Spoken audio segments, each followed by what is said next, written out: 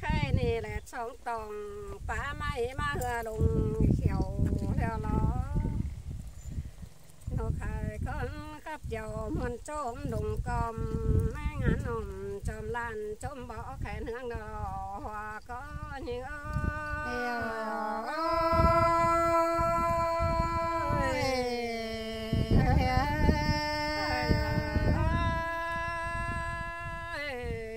phường lửa cho mương hậu mà lo khai na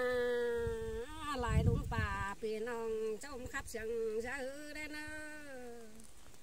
khắp sừng ra hư chờ chú con nhau hoài sang nữa xài bé người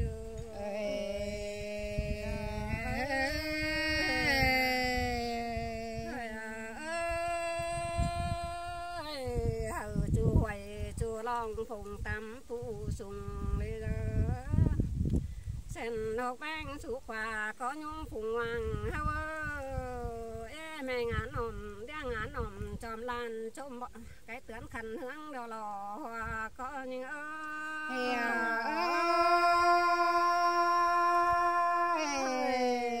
muôn cần đi hòa có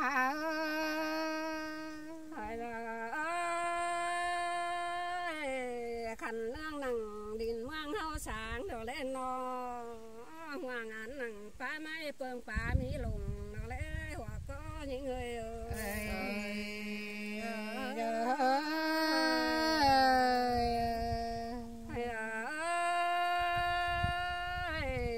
mang hao sáng sờ phương nhớ mỹ làng để khai na mang cánh bàn chăn khăn nhớ phú hộ mình nó lo cả chú mây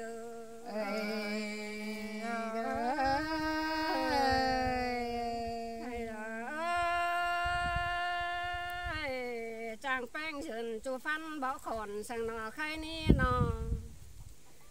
มันchẳng dồn số quà phải hung chú phượng đó lo thế này chú hơn hao bàn này chôm bỏ ngồi đó là chôm bỏ điện sợ trời nó biến tăng tiền đó là cả chú mới ơi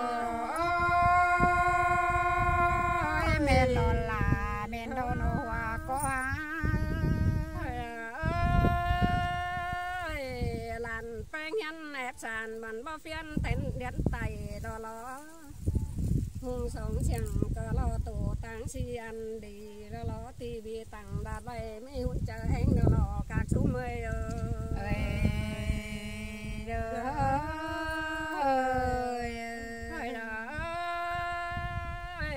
bên bên sang phó hiện chú mương lại bàn nó khai na năng chú quản hoa dè loại bàn sáng sớm đó lo các chú mới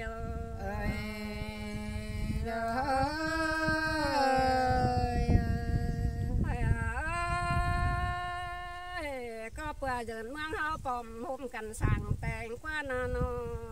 sầm sáng khẩn khai ni đó mà tèn là mương đó lò cả số mà bên đó là bên đó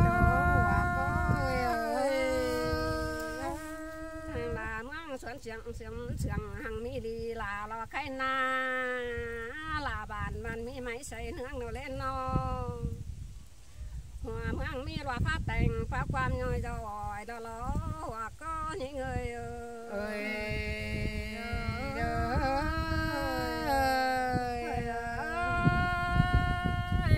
cam mi điện sợ chơi má hung tàng lào theo lên nó chôm bá sao khắp xe bàn nghề trình bất kỳ mẹ lên trên má lại xem nó hòa có những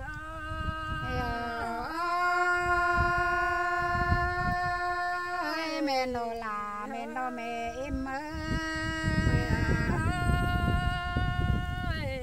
khai này chôm hân trang phương làn ép hiện nó hồng nó lên nó mình chẳng phiền bỏ điện sợ trời chôm bỏ gắng sợ đâu lo xài bé người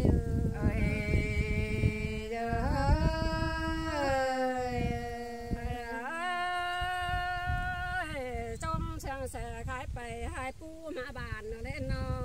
ô tô khăn kéo cô nó tin lại đâu lo có những người